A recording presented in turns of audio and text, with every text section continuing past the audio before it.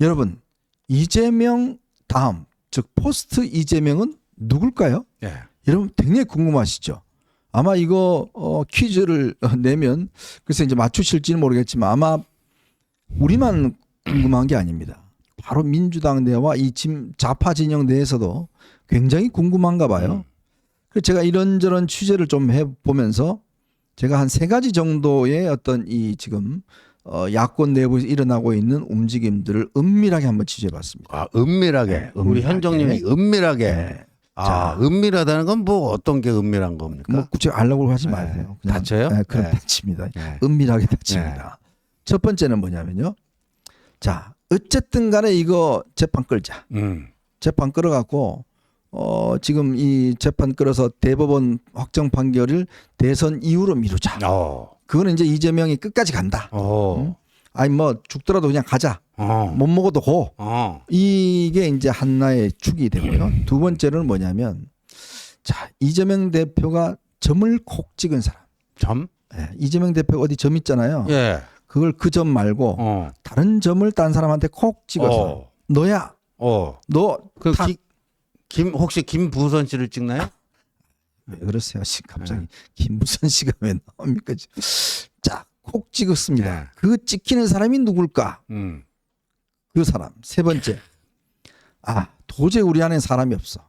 아무리 눈 닦고 봐도 도저히 없어. 그러면 자, 이 비명계 중에서 누구? 아니면 저 장외에 있는 선수를 누구를 데리고 올 거냐? 요 고민. 요 크게 3가지 지금 고민들을 하고 있다고 합니다. 자, 거기에 대해서 하나하나 좀 풀어가도록 하겠습니다. 우선 첫 번째로 끝까지 간다. 못 먹어도 고. 나는 바이든이 아니야. 바이든처럼 하지 않고 그냥 끝까지 가서 어쨌든 간에 재판 연기시키고 하겠어. 요런 이제 주장이 일단 뭐 강경파들에게 나온다고 그래요. 그렇죠. 그게 가장 먼저 그 시도를 해보지 않겠어요?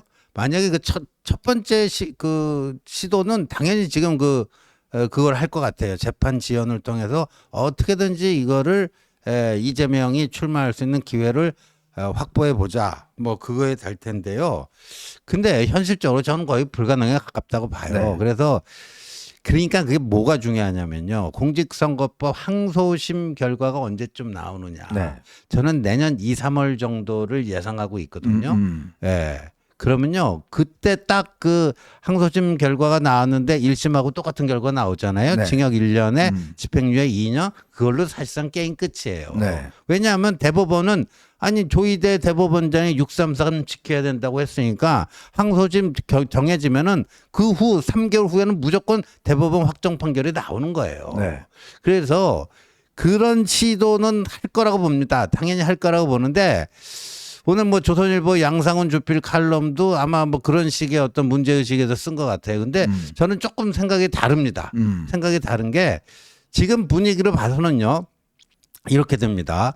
위증교사 이제 실형 한 1년 정도 나올 거라고 많은 사람들이 예상하고 있잖아요. 네. 그러면 이 2개 1심 재판에서 이렇게 중형이 선고됐기 때문에 그 다음부터는 판사들이요. 판결하기가 상대적으로 수월해집니다.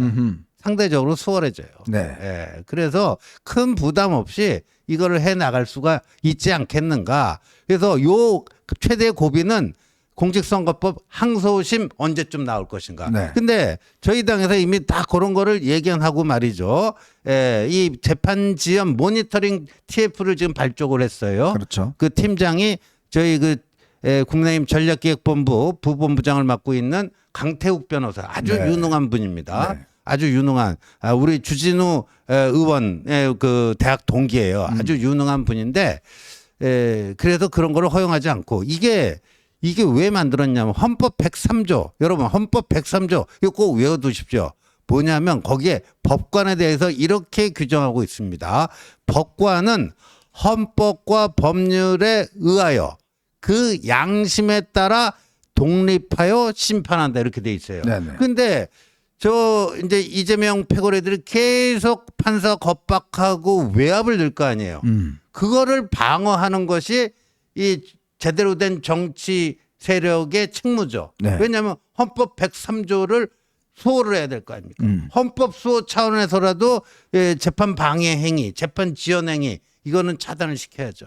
아마 이재명은 지난번 경기도지사 선거 때 권순일이 했던 것처럼 그렇게 아마 뒤집어 주기를 좀 기대하는 것 같아요. 네. 그때 성공 사례가 있지 않습니까? 그때는 뭐 김만배도 도왔고 뭐 이래저래 도와서 결국 권순일이가 총대를 메고 김명수와 함께 결국 5대5 구도를 깨버리고 그렇죠. 7대5로 결국은 이제 맞습니다. 뒤집어졌지 않습니까? 네. 근데 지금 그때와는 지금 대법원이 바뀌었잖아요. 구성 자체가 권순일처럼 할 수 있는 사람이 없습니다. 네. 자, 그리고 이제 지금 조희대 대법원장이 지금 거듭 지시를 해놨고, 자, 그렇기 때문에 이제 아마 대법원도 이거를 뭐 뒤집기는 굉장히 어렵다. 그리고 그때의 범죄와 지금의 범죄는 또 상당히 달라요. 예? 그리고 또 이번 같은 경우는 이번 판사의 심리를 보면 그때는 아마 1심에서는 무죄가 되고 2심에서 벌금이 300만 원이 나왔죠. 맞습니다. 그러다가 이제 지금 항소심 가서 결국 최종적으로 50만 원 나왔나요? 그렇죠. 네, 그렇게 됐죠. 50만 원 나와서 이제 아마 그렇게 끝이 났는데 이번에는 그렇게 되기는 어렵습니다. 왜? 1심 형량이 너무 세고 그리고 판결 내용도 보면 촘촘하게 아주 잘 돼 있고 그걸 아마 뒤집기는 굉장히 어렵잖아요. 그렇죠. 그런 이제 한계 사항이 있긴 하지만 그러나 이재명 대표의 입장에서 보면 지금 방법은 자기가 할 수 있는 방법은 그거밖에 없잖아요. 그거죠. 네. 그러니까 그걸 밀고 있지만 이 시나리오 갖고는 굉장히 어렵다라는 게 이제 아마 공통적인 어떤 시각인 것 같습니다. 자, 두 번째는요. 바로 이제 친명계 내부에서 낙점을 한다는 겁니다. 자, 친명계 중에서 한 2심 정도 해보고 야 도저히 안 되겠다. 바이든이 그 해리스를 낙점했듯이 네. 그래 나 바이든 모델 따라갈래. 네. 그리고 내가 그러면 섭정을 할래. 네. 그리고 다음 정권 교체되면 너 바로 사면해줘. 그러면 내가 그 다음에는 내가 할게. 그렇죠. 그런 시나리오로 지금 이제 움직이고 있다는 이야기가 있습니다. 자, 그러면 지금 일단 뭐 그 하기 위해서는 낙점 받으려고 하는 사람이 누가 있겠어요? 김민석. 자, 그다음에 이제 정청래, 추미애. 네. 뭐 그 정도가 뭐 있죠. 우원식 의장도 네. 뭐 큰 거 생각한다. 네. 그런 얘기. 뭐 그런 것도 있죠. 자, 그 정도 인물인데 네. 요즘 특히 김민석의 행보가 꽤 관심을 끌고 있어요. 그러니까 지난번에 이제 그 박찬대가 그때 최고위원 시절에 옆에 따라붙으면서 코를 파줬잖아요. 네. 요즘 보니까 김민석이 거의 그 수준으로 그 재판정에 들어가고 나오는 이재명을 그렇게 에스코트를 하더라고요. 옆에 사진 찍히려고 그냥 네. 얼마나 재빠르게 움직이는지 참 그러니까요. 놀라워요.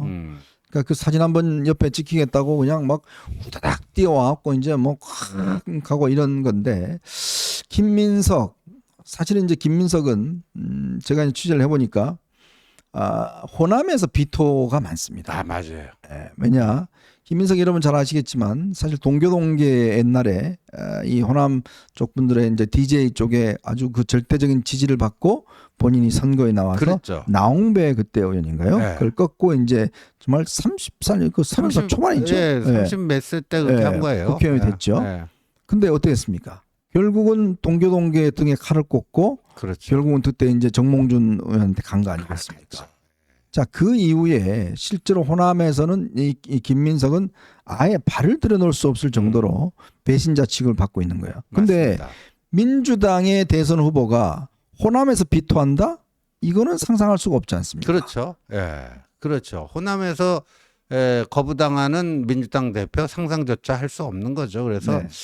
김민석이 노력은 하겠지만 그 근원적인 한계가 있어갖고 X표가 될 거다. 네. 그다음에 뭐 일설에 의하면 김민석은 점이 없답니다. 네. 점이 없습니까? 어디에 점이 없나요? 모르겠습니다. 네. 자, 두 번째는 정청래. 뭐 정청래는 역시 열심히 뭐 이렇게 지난번에 이제 수석 최고위원을 했고 열심히 뛰고 있습니다만은 근데 정청래는 마포에서는 통할지 모르겠는데 그렇죠. 마포만 벗어나면 안 네, 통할 것 별로 같아요. 뭐, 네. 그렇죠. 그냥 마포에서 그냥 계속 하시면 될 것 같아요. 그러니까요. 네. 예. 마포을인가요? 마포을. 네. 예. 그 주민들하고 계속 그냥 쎄쎄쎄 하고 그냥 있으면 될 것 같은데 정청래 얼굴 보시면 여러분들 그냥 자동 다이어트가 될 것 같습니다. 그렇죠. 예. 최민희와 정청래는 다이어트용입니다. 그 얼굴을 보면 밥맛 떨어진다라고 하시는 분들이 워낙 많기 때문에 정청래가 나온다? 아마 이거는 민주당에서도 탈당할 사람이 많을 것 같아요. 제가 아는 민주당 일부 인사들은 딴 건 모르겠지만 정청래가 뭐 하면 나 탈당한다. 이런 분들이 꽤 있어요. 그렇죠. 네. 네. 그러면 여기도 X. X. 추미애. 추다르크. 네. 어떻게 보세요? 네? 추미애가요. 이 문재인 정권 시절에 문재인 대통령이 본인을 법무부 장관을 시켜줬잖아요. 네. 그 문재인 대통령을 들이받은 게 누굽니까? 바로 추미애 당시 장관 아닙니까? 네네. 들이받았잖아요. 네. 그러니까 한 번 배신하기가 어렵지요. 네. 두 번째, 세 번째 아주 쉽습니다. 그렇죠. 이재명이 그거 모를까요? 네.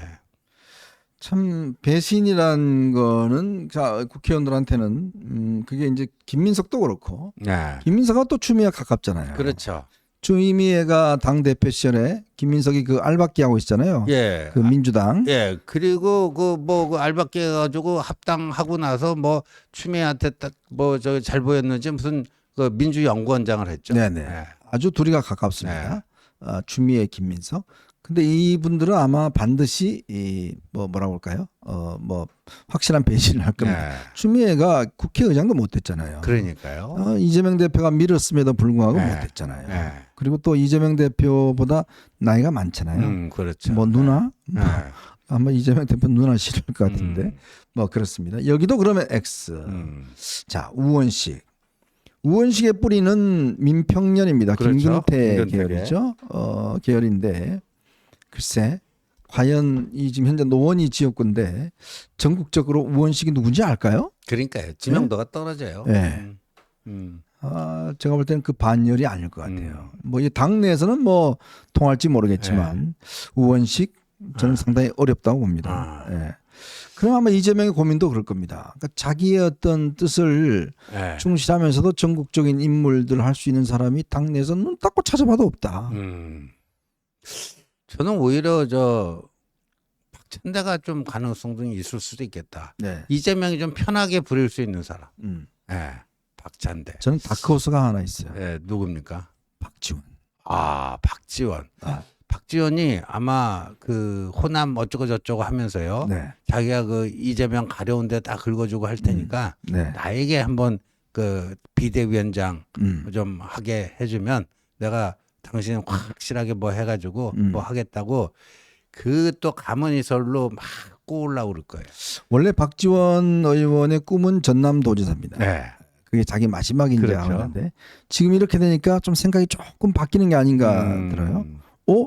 나라가 못할 이유가 있어? 그러니까요. 트럼프도 지금 나이가 지금 몇 살인데 80이다 하는데 나 80이 넘었지만 나 국회의원 쌩쌩하게 하고 있는데 또 그러니까요. 나처럼 이거 모든 분야에 잘하는 사람이 어디 있어? 뭐 국정원장 했지, 그렇죠. 뭐 원내대표 하지 다 하는 거 아니야? 네. 내가 못할 이유가 뭐야? 네. 라고 할 수 있는 그 처지가 있거든요. 저는 박지원은 그 벌써부터 작업에 들어가지 않을까 싶습니다. 네. 박지원도 있을 수가 있고. 자, 또 누가 있을까요? 뭐 그 다음에는 별로 그렇게 썩 뭐 정성호는 마야 뭐 그는 안 되는 거고 뭐 그런 거 보면 박지원은 안 되는 것 같습니다. 그건 뭐. 근데 뭐 박지원이 그냥 그 민주당 대표가 된다 뭐 나쁘지 않은 것 같아요. 뭐 그거는 뭐 가능하겠죠. 당 대표나 비대위원장 정도는 뭐 충분히 할 수 있지만. 그 대선 후보가 된다는 거는 뭐 상당히 이제 어려운 게 그러니까 아닐까. 저기서 이제 점 찍은 사람이라는 게 현정님은 대선 이재명이 대통령 선거에 못 나오게 될 경우에 그렇죠. 대선 후보로 밀 사람을 얘기하는 거죠. 네네. 지금 뭐 대표 이야기하셨어요? 저는 뭐 대표로 생각하고 박찬대를 얘기하는 주제 건데. 파악을 못 하고 계십니까? 지금. 죄송합니다. 지금 보십시오. 제가 대표는 아무나 상관없어요. 대표는 그렇죠. 대리인 뭐 하면 되니까. 다음 대선의 친명계에서 누가 이제 할 것이냐 이제 그 문제. 인물 아니에요. 없어요. 네, 없습니다. 네. 자, 그러면 이제 마지막 남은 시나리오는 이제 외부 인사예요. 이 외부 인사에는 이제 비명계까지 포함하고 있죠. 자, 지금 삼총상김, 자 이낙연, 정세균, 그다음에 이제 삼총삼김 또 저 누굽니까? 김부겸 총리를 했던. 그다음에 이제 또 여기에 보면 김동연, 김경수, 김동연, 그리고 김두관 이렇게 돼 있죠. 김동연 지사가 요즘 꽤 활발하게 움직이는 것 같고. 네. 그러니까 근데 과연 이들을 친명들이 소환할 수 있을까, 할 수 있을까? 아마요. 제가 예측을 하건데 이들요 앞으로 이제 굉장히 개딸들의 입맛에 맞는 이야기를 많이 할 거예요. 개딸들한테. 그리고 개딸 지향적인 활동을 많이 할 거예요. 그렇게 해서 쫙 이제 이 개딸들의 환심을 사기 위해서 굉장히 활발하게 움직일 겁니다. 예. 저는 이게 이런 거를 총괄적으로 지금 뭔가 좀 컨트롤할 수 있는 인물은 이해찬 정도가 그렇죠. 아마 있을 겁니다. 근데 저기서 제일 그래도 발빠르게 움직이는 게 김동연 같아요. 김동연 지사. 지난주 집회에 본인이 직접 참석을 했다. 네. 그다음에 이재명 재판 1심 나오니까 이런 부당한 판결이 어디 있느냐 목청을 높였지요.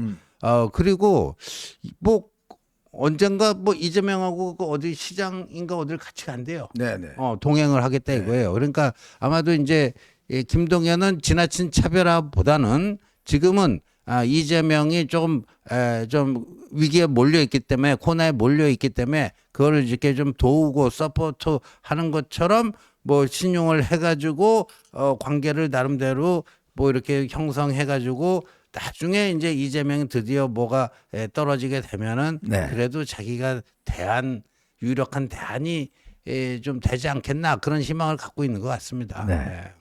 자, 이제 저렇게 이제 지금 되고 저기에 플러스 알파가 있습니다. 플러스 알파는 뭐냐면 제3의 인물. 일반인이죠. 제가 그래서 궁금해서 일반인 누가 있을까라고 궁금했습니다. 우선 유시민을 들 수 있을 것 같아요. 유시민을 유시민. 그다음에 손석희를 저는 들고 손석희.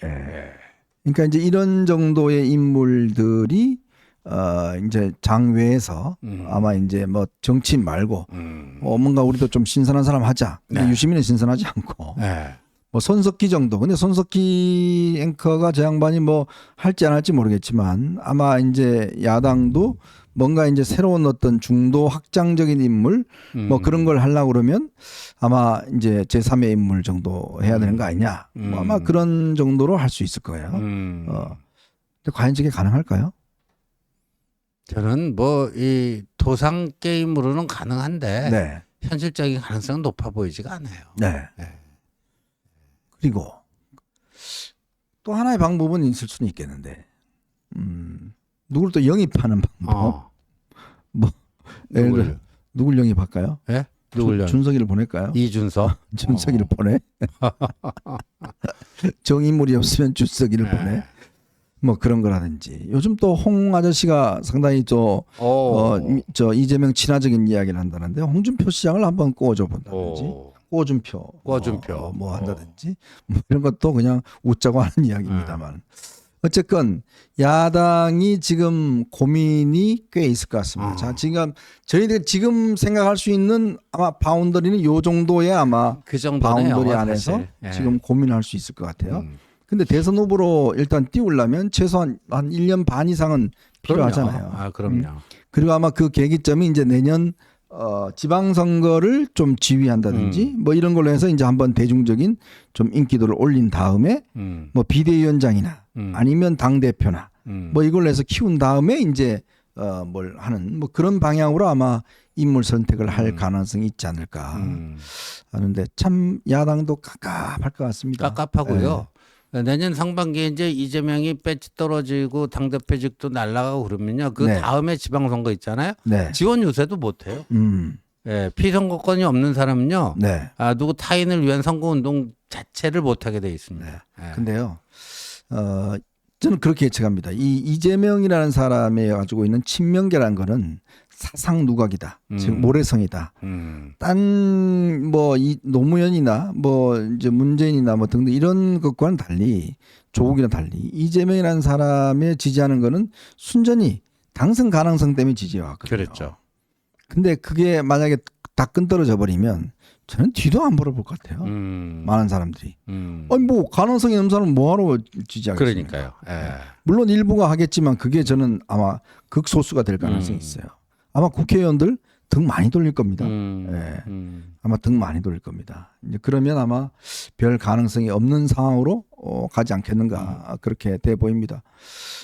그렇지만 또 이게 아무래도 지금 저희가 볼 때는 뭐 이렇게 의미가 없다고 하지만 또 이게 이제 민주당 내에서 뭔가 뭐 싸우고 하면 역동성 있고 하면 또 손님을 끌 수는 있어요. 그 전제 조건이 뭐냐면 여당이 완전히 죽술 때 대통령이 완전히 이제 뭐 그렇죠. 이거 제대로 하지 못하고 더 뭐 국민들하고 좀 민심 위반이 되고 막 이런 상태가 되면 네. 사람들이 그래도 차선을 선택하려고 그럴 겁니다. 그러면 저쪽에 관심을 가질 수밖에 없어요. 그래서 오늘 그 MBS 조사 나왔는데 이재명 그 선거법 1심 판결에 대해서 뭐 정당한 판결이었다가 뭐 49인가 그렇게 되고 네. 문제 있는 판결이었다가 이제 그거보다는 한 10% 이상 낮더라고요. 네네. 그런데 그 문제 있는 판결이었다도 만만치는 않아요. 네, 맞아요. 아니, 만만치는 않아요. 그러니까 이게 지금 명태균 씨가 뭐 여러 가지 폭로하고 있는 게 이게 예사롭지는 않습니다. 네, 맞습니다. 잘못하면 국민의힘도요. 명태균 씨와 연루돼 있었던 사람들 네. 잘못하면 그 명태균 씨 여러 가지 뭐 이게 국민의힘이 좀 쑥대밭이 될 수도 있는 그 49대 41이잖아요, 네네. 지금. 저거 만만치가 않아요. 네. 잘못된 판결 41이나 있다라는 거. 네. 그래서 네. 이쪽이 잘해야 됩니다. 네. 예. 자, 그래서 자칫 저는 좀 우려스러운 게 뭐냐면 이거 이제 좀 지지도 올라가네? 네. 이제 이재명 갔어. 야, 이제 사과한 거 무효. 그냥 원래대로 갈래. 저는 이런 분위기가 자칫하면 있지 않을까. 그게 지금 조금 그 조짐을 보이는 게 지금 최근에 하마평을 나오는 게 있습니다. 그렇죠. 대통령실이나 이런 데서 뭐 장관 후보나 이런 게 나오는 게 있는데 이걸 보면 글쎄 이거대로 되지는 않겠지만 어쨌건 지금 대통령이 정말 생각을 좀 이제는 달리하고 이 기회를 마지막 기회로 해서 인적 그렇죠. 쇄신도 하고 뭔가 움직임을 해야 되는데 그렇지 않고 이제 이재명 갔어. 자, 이제 내 지지도 올라가. 봤지? 나 원래대로 갈 거야. 이렇게 해버리면 이거요. 정말 그때는 되돌이킬 수가 없어요. 그렇죠. 솔직히 말씀드리면 되돌이킬 수 없습니다. 그때는 국민들은요. 당신들은 이제 더 이상 구제불능이야. 안 돼. 라고 할 겁니다. 그렇죠. 예? 예. 그렇게 기회를 줬는데 또 조금 나아지니까 바로 고개 쳐들고 내가 뭐 잘못했는데 뭐 구체적으로 대봐. 그러니까 이런 식으로 나가면 과연 국민들이 뭐라고 하겠습니까? 그러니까요. 예? 예. 그러니까 저런 이제 하늘이 보수 정치에 내려준 천재일우의 기회다. 저희 어벤져스에서 계속 강조를 하고 있는데, 그러니까 문제는 저희가 어떻게 하는가에 따라서 그 기회를 살릴 수도 있고, 네. 그냥 허망하게 그 기회를 놓쳐버릴 수도 있고 그렇습니다. 네. 여러분 정말 우리가 기회가 자주 오지 않습니다. 인생을 살면서요. 보통 사람들은 3번의 기회가 온다 그럽니다. 이 3번의 기회 일반적으로. 근데 이 3번의 기회를 정말 잘 이용하면 참 좋은 게 되지만 3번의 기회가 아닌 것처럼 다 소비해 버리면 안 된다는 거거든요. 뭐 속설입니다만은 신은 모든 인간에게 딱 3번의 기회를 준다고 해요. 이 3번의 기회 정말 우리가 잘 파악을 해서 이게 기회다라고 판단해서 뭔가 이뤄내야 되는데 저는 이번 기회가 정말 보수에게 신이 내려준 마지막 기회라고 봅니다. 그렇다면 지난 강서구청장 이후에도 있었지만 또 그걸 날려먹었죠. 총선 때도 있었지만 날려먹었죠. 자, 지금 이제 마지막 기회입니다. 이 마지막 기회마저 이제 날려버리면 이거 국민들한테 지지받기가 어렵습니다. 정말 간곡한 마음으로 어쨌건 지금 보수가 정말 정신 차리고 지금 이렇게 가서는 안 된다. 우리 내부 싸움 좀 하지 말고 지금 이 호재들이 막 쏟아지잖아요. 세상 이런 좋은 호재의 상황이 우리가 옛날에 꿈꿔왔던 상황 아닙니까? 이재명 지금 골로 가고 이런 상황들 우리가 그동안 그렇게 바래왔던 거 아니에요? 근데 이 상황을 이렇게 지금 한다는 게 말이 돼요? 그러니까 이제 경찰 수사도 돼가지고 뭐 당원 게시판 문제 이제 조만간 뭐 수사 결론이 나올 텐데 그냥 허구한 날 내부 총질을 하고 있고요. 참 그래서 저는 이 국민의힘 의원들 이렇게 보면서 참 구제불능이다라는 생각이 들어요. 정말 이분들은 도대체 어디 가서 정치를 배웠는지 또 뭘 하는 분들인지 가만히 있다가 이런 것만 생기만 튀어나와서 그냥 엄한 말을 하고 그냥 공격하고 뭐 또 뭐 국민들의 이득이 될 거 하면 샥 숨어요 또. 예? 참 이러면 그 두더지 그 하는 거 있죠. 그거와 비슷하게 그렇게 나오고 있습니다. 제발 정말 정신 좀 차리고 이 시대 지금 상황에서 필요한 게 뭔지. 그러니까 그런 우리 분열시키는 이야기는 아예 듣지를 마십시오. 그냥 관심 가지지 말고 오로지 이런 부분들을 하기 위해서 나중에 이 사람들 책임질 수 있는 줄 압니까? 책임 절대 안 집니다. 장해찬이가 책임질 줄 아세요? 절대 안 집니다. 걔 때문에 이렇게 분탕질해서 나중에 보수가 패배하면 그때 책임지겠어요? 지난 선거 때 보십시오. 지가 이긴다고 그랬잖아요. 어떻게 됐습니까? 예? 다 국민들이 판단하는 거 아닙니까? 그렇게 전화 놓고도 정신을 못 차리고 있으니 참 얼마나 더 국민의 심판을 받아야 되는지는 모르겠습니다만은